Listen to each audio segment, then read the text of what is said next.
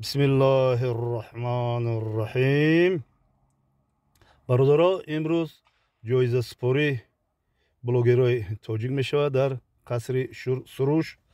Хоб ман аввалан Солиҳон ТВ-ра пешбарӣ мекунам, локин Солиҳон ТВ ба фикрам блогер чун намедонам, блогер бояд мардум бояд бишносанаш Солиҳон ТВ-ро ҳамчун як марди ҳотами той муаррифӣ мекунам ва дар бораи блогерои сол ду касро пешниҳод карданем. Яке ҳоҷи Дустмурод, яке ҳоҷи Диловар.